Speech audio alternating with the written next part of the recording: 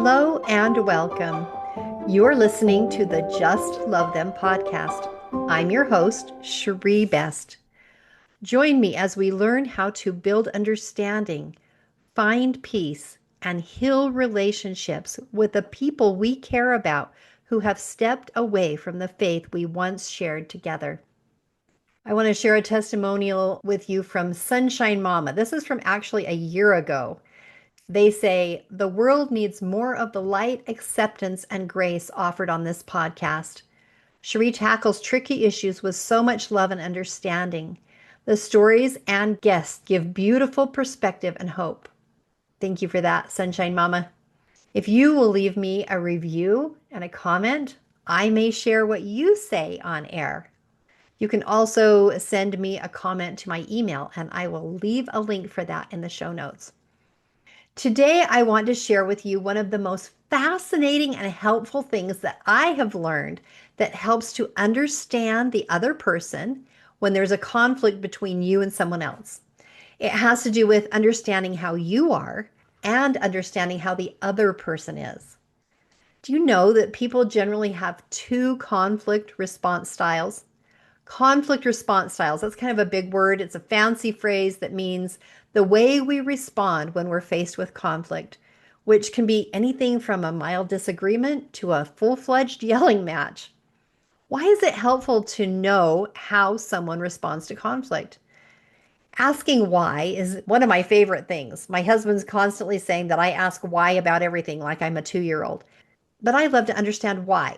So, why is it helpful to know how someone responds to conflict? When we understand why we do things, why we respond the way we respond to difficult situations, why the other person responds the way they do, we become more aware and we're able to respond in ways that we want to instead of just having a knee-jerk reaction. Understanding yourself and what makes you tick and why you do the things you do can be a fascinating journey to discovery. And it then helps us to act from our higher selves instead of our lower selves. In that same way, when we understand why others respond the way they do, it helps us work with them instead of against them. It helps us not take things so personally. It helps us give them grace and maybe even be able to say, ah, that's why they do what they do. It's like getting a page to the instruction manual to your heart and to the other person's heart. So, are you ready? There are two conflict response styles. One is a pursuer and one is a withdrawer. As I talk about these two conflict styles, I want you to identify which one you lean toward. And I'm going to say up front, you could be a pure pursuer or a pure withdrawer, or you could have a little of both in you. Let me describe each and see if you can identify which one resonates more for you. A pursuer wants to resolve the conflict. They feel better when they can talk about it and work it out, even if there's some rough patches getting there. Having unresolved conflict feels like a thorn in a pursuer's side. They can't rest. They can't leave it alone until it's resolved. They can't stop thinking about it. They can't feel peace. They need to work it out. And to them, talking about it doesn't feel like confrontation. It feels like communication. It feels like resolution. It feels like they're in the process of fixing it.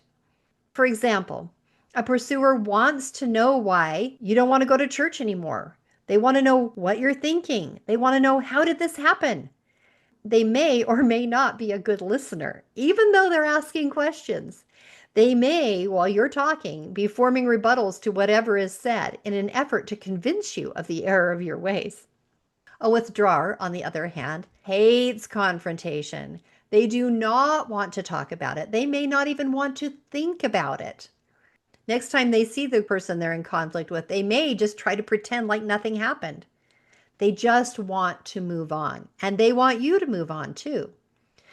To a withdrawer, it just feels better to forget it, to just move forward, and to let go of the problem in ways that don't involve discussing it. A withdrawer may feel like talking about it just makes it worse. Years ago, before I knew about pursuers and withdrawers and communication styles, I had a family member who I had some ongoing conflict with. I am a natural pursuer. And so I kept trying to talk about it. I kept trying to engage them in conversation. I kept trying to work through it and work it out. And this family member was a withdrawer, which I did not know. They kept avoiding and avoiding. And sometimes they would engage in conversation with me, which always ended up being a negative experience. Finally, one day they said to me, I don't want to talk about it. Talking about it just makes it worse. And to me, that was such a foreign concept. I was like, what? Talking about it makes it worse? What planet are you on? But what I know now is that that person is a withdrawer and I am a pursuer. And I was making that person miserable. A withdrawer may wonder why you don't want to go to church anymore. They will wonder what you're thinking. They'll wonder, how did this happen? But they will likely not ask. They may use body language to show disappointment, disapproval, or hurt, but they likely may not come right out and ask about it. Do you know which one you are? Which one do you lean toward? Most people can identify pretty quickly which one they lean toward. If you have identified which one you think you are, keep that in mind through these next examples. If you're not sure, keep trying to identify it as we work through some scenarios and see what resonates for you. I'm teaching you these to help you in your relationships with your loved ones who have left the faith that you both at one point shared, because conflict often arises when this situation happens. And the goal of this podcast is to help heal relationships. But the things that you learn, like today's topic, they're applicable in any relationship. Having said that, let's look at some examples. The easiest conflict resolution may very well be when you have two pursuers. Why is that? Well, pursuers are both pushing for resolution. They love to communicate. They want to talk about it. And it may be loud, it may look messy, but they both have the same style and they will keep going or keep coming back to it until resolution is achieved. My husband and I are both pursuers. So when there's a conflict, we both want to talk about it. We both want to work it out. We both want to communicate. And yes, sometimes it looks a little messy, but we both will keep at it or keep coming back to it until we get back to what we call ground zero, because that's what feels good for us. A pursuer needs resolution through communication. What if you have one pursuer and one withdrawer in the situation? Understanding pursuers and withdrawers helps eliminate confusion, defensiveness, and misunderstandings. So let's talk about how to deal with a withdrawer when you're a pursuer. Pursuers have no idea why the withdrawer does not want to talk about it. Just like me with the family member. They're completely surprised and confused that you want to withdraw. And a withdrawer, if pushed hard by a pursuer, may even want to withdraw from the relationship altogether because they are so uncomfortable and they feel so unsafe. They may even react like a cornered animal in a desperate situation. So it's helpful for a pursuer to know that a withdrawer really doesn't want to talk about it, which is a very difficult thing for the pursuer type. So what can a pursuer do to get resolution and closure, which they desperately need, and heal the relationship? We're going to talk about that. First of all, it's helpful for a pursuer to understand that a withdrawer needs time to process. This may look like leaving. They may leave the room, they may leave the house, they may leave the event. Emotionally, it's too hot. They are too hurt. They are hugely uncomfortable. They need out, and they need out now. I had a child who, growing up, when there was a conflict, she would leave in the middle of the conflict and go to her room and close the door. And sometimes she would stay there for a very long time. She just needed to get out because emotionally it was too hot. She would stay there and she would stay there. And then when she finally came out, she was happy again. She was just fine again. Everything was good again. She had to actually go away resolve it herself, and then she could come back to the situation and be happy. Now, being a pursuer mother, that was very confusing for me. I couldn't understand why she didn't want to just stay and talk about it, but that's what she needed to do in order to find resolution. It's helpful for a pursuer to understand that a withdrawer needs space, and it's helpful for a pursuer to give that space that's needed. Some withdrawers may be willing to talk about it after they've had time to process. Others may not. If you're a pursuer having a conflict with a withdrawer, give them space. That's what they need. Let them have all the time they need. Believe them when they say they need to take a break. Do not text them or call them repeatedly, trying to engage them and talk about it. Do not keep knocking on their door to see if they're ready to come out and talk about it yet. Leave them alone until they're ready, which will be so much longer than you want in many cases. But be patient, be gentle, back off and let them work through their emotions. You may want to ask them to let you know when they're ready to resolve things. And when they are, it may or may not look like a conversation. It may look like them saying, I forgive you. Let's forget it and move on. Which may leave you, the pursuer, saying, but, because you have the whole conversation of exactly what you want to say laid out in your head, and now you don't get to say it. Dear pursuer, please realize that when you're working through something with a withdrawer, chances are that you're not going to get to say everything you want. You need to be careful and you need to be gentle. The withdrawer is processing differently, not through communication with you. And so you need to find another way to process. May I make a few suggestions of what may help you in these situations? First of all, a spirit to spirit conversation. Also, I think I've called it a car conversation in the past. This is where you're going to be somewhere alone, most likely in a car or somewhere else where there's no one else around. There's no chance anyone else is going to hear you. And you pretend like the other person is in the seat next to you. I've done a whole episode just on this technique, which I will put the link for that in the show notes. But just to tell you briefly, you pretend like the other person is in the seat next to you. And then you get to say everything you want, absolutely everything. You just let it all out. You don't even have to be tactful. You don't have to be careful. You don't have to be gentle. You can just say it all. You can have the whole conversation that you had already laid out in your head. And you get to say it, imagining like they are right there next to you, listening. And you imagine that they are a good listener, that it's their higher self, and that they are going to listen to everything you say. That is one way. You get to say what you want and you get to get it out. The second option is you can do a write and burn. I've also done an episode about this, which I will also leave in the show notes. Write and burn is instead of verbally saying everything, you're actually going to do writing. You're going to write down everything that you're saying, feeling, get all that emotion out, say everything. You're going to write that. And then I call it write and burn, but you don't have to burn it, but you can. I crumple it up, put it in a pie tin, light it on fire out on my deck. That is a write and burn. You can also rip it in little pieces and flush it down the toilet. You can shred it. You can do whatever you want, but you want to destroy that. That's the second way. And a third option, if you're dealing with a withdrawer and it's not going to be good to have a conversation with them, is to find another safe person to talk to. In doing this option, you want to be very careful not to fall into triangulation.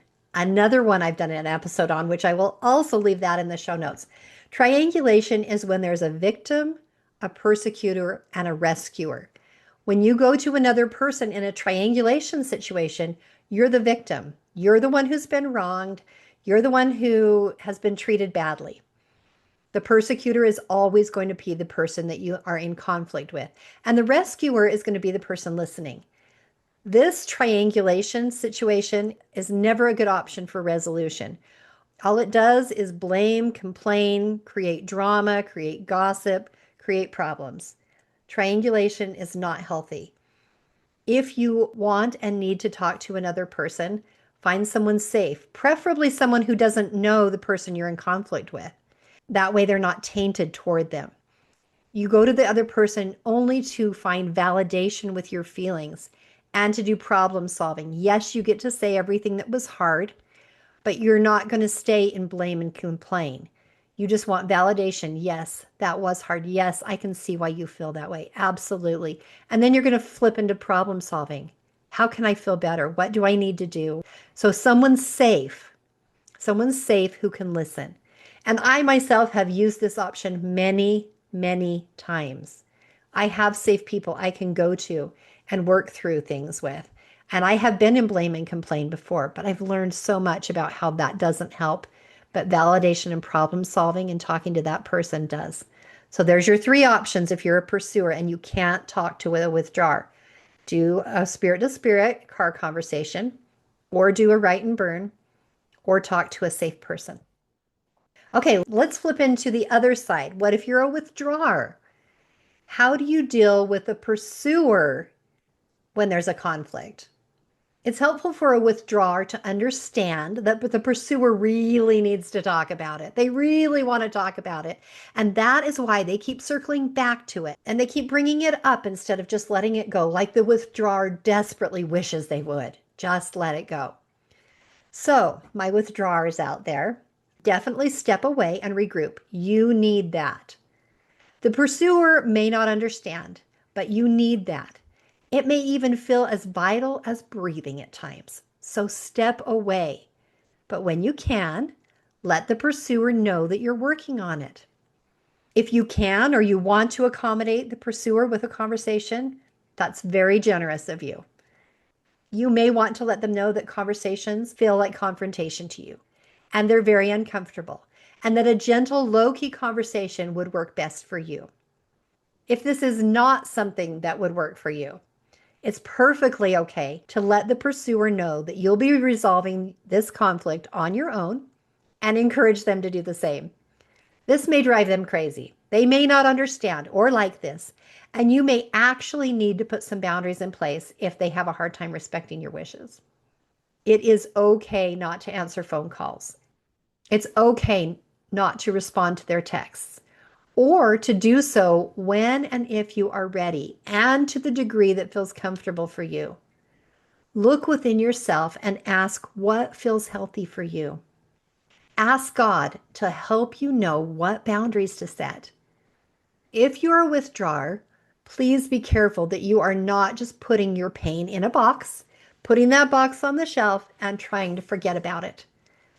Keeping those negative emotions inside of you can take a lot of emotional energy.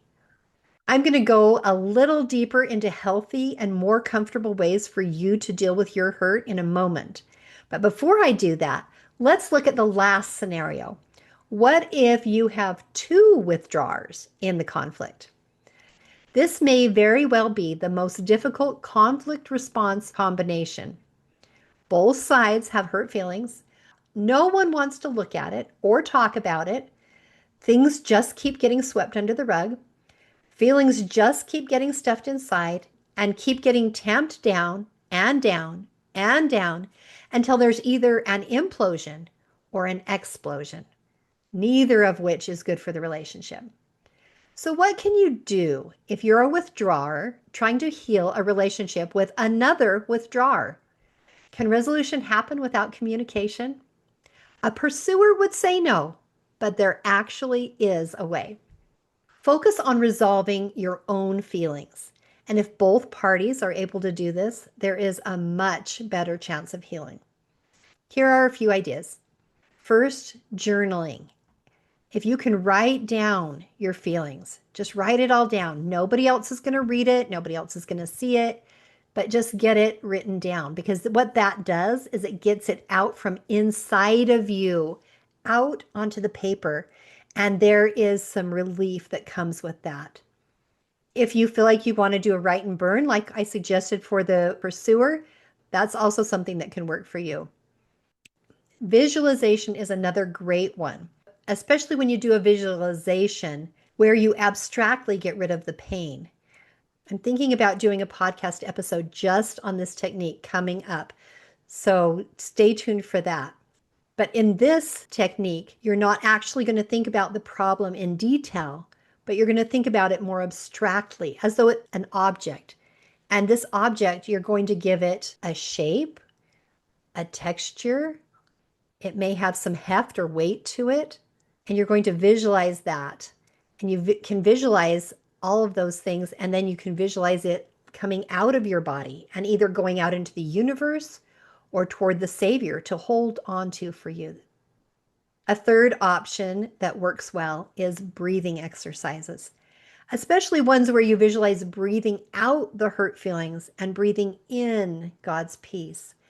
And you repeat this over and over with each breath until all the hurt feelings are gone and you feel filled with peace instead. I'm also going to do an episode on that technique coming up, so stay tuned for that as well. The goal is to get the negative feelings, that hurt, that pain of the conflict out of you. Keeping it in only makes you feel yucky, it hurts you, it can even make you physically and mentally sick when it builds up. Doing these exercises allows a withdrawer to let go of pain without having to deal with the extreme discomfort of having an uncomfortable conversation. If both withdrawers in the conflict are able to do this, positive feelings can ensue without having to hash it out, and the relationship can mend. Now, can you sometimes be a pursuer and sometimes be a withdrawer? Absolutely. Each of us has one that we definitely tend to resonate toward, but we can flip into using one or the other. For example, a withdrawer that's been pushed and pushed and pushed into a corner can definitely communicate, and you can get an earful from a withdrawer when they're pushed into a corner. On the same token, a pursuer can flip into a withdrawer mode when they're really hurt. Now, I am a natural pursuer, but I have had conflicts where I just wanted to leave. I just wanted to leave the situation. I needed to process it on my own. I used a withdrawer technique. I needed to be a withdrawer for that moment when I was being pursued. You can flip back and forth between them, but you will have one that is your dominant. And you can be a pure withdrawer or a pure pursuer, or you can have tendencies toward both, but you will lean toward one or the other. So pay attention to that and see if you can identify which one you are, which is your dominant. And see if you can identify the person you're having a conflict with and see if you can identify what they are. If you're not sure, think back about how that person has responded in the past. See if you can identify that. Once you do, respect how they are. Go with it. We're using these insights into ourselves and into others to help when there's a divergence of beliefs or values. But this beautiful understanding works for any kind of conflict. Understanding pursuer and withdrawer patterns helps you understand yourself and the other person and why you each are the way you are. And when you understand why someone is responding the way they are, you're able to give them grace. You're able to be patient. You're able to work with them in a way that works for both of you. And this leads to resolution. It leads to understanding. It leads to peace. And it leads to healing, which is what we all want. Please join me again next time for another episode of Just Love Them.